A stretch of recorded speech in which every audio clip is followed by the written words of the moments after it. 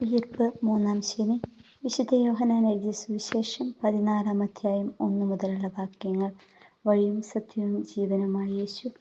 ലോകം ആദരിക്കുന്ന അനേകം രാജാക്കന്മാരും ശാസ്ത്രജ്ഞരും മതനേതാക്കളുമൊക്കെ ജീവിച്ച് കടന്നു പോയിട്ടുണ്ട്.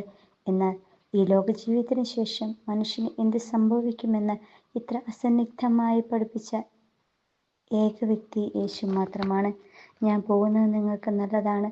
ഞാൻ പോയി നിങ്ങൾക്കായി സ്ഥലമൊരുക്കി കഴിയുമ്പോൾ ഞാൻ വന്ന് നിങ്ങളെയും കൂട്ടിക്കൊണ്ടുപോകും.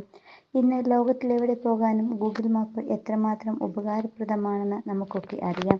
പക്ഷേ ബൈബിൾ മാത്രമാണ് സ്വർഗത്തിൽ എത്തിച്ചേരുവാനുള്ള വഴി കാണിക്കുന്ന ഒരേ ഒരു സങ്കേതം. പിതാവുമായി ഗാഢബന്ധം പുലർത്തുന്ന ദൈവം തന്നെയായ ഏകജാതനാണ് നമുക്ക് അവിടുത്തെ വെളിപ്പെടുത്തിയത്. ആ വെളിപാട് ഓരോരുത്തർക്കും ഓരോ തരത്തിലാണ്.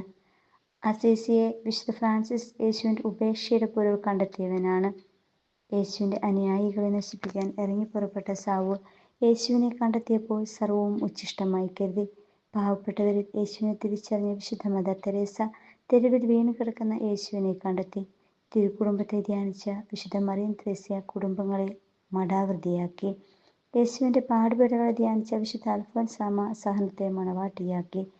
സക്രാരിയിൽ കുടികൊള്ളുന്ന യേശുവിനെ കണ്ടെത്തിയ വിശുദ്ധ എവുപ്രാസ്യമ്മ സഞ്ചരിക്കുന്ന സക്രാരിയായി. വർണ്ണവിവേചനം ദൈവത്തിന് അനിഷ്ടമാണെന്ന് തിരിച്ചറിഞ്ഞ വിശുദ്ധ ചാവറയച്ചൻ സമുദായ യോദ്ധാരകനായി.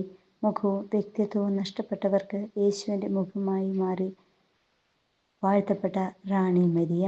ഏതാണ് ദൈവത്തിലെത്തിച്ചേരുവാനുള്ള വഴി എന്ന ചോദ്യത്തിന് ലോകത്തിൽ എത്രയെത്ര മനുഷ്യരുണ്ടോ അത്രയേറെ വഴികളുണ്ടെന്നാണ് ബെനഡിക്ട് 16 മാർപ്പാപ്പ പറഞ്ഞത്. ഓരോരുത്തരെക്കുറിച്ചും ദൈവത്തിന് വ്യത്യസ്തമായ പദ്ധതികളാണുള്ളത്. അത് കണ്ടെത്തുന്നത് വരെ നമ്മുടെ ഹൃദയം അസ്വസ്ഥമായിരിക്കും.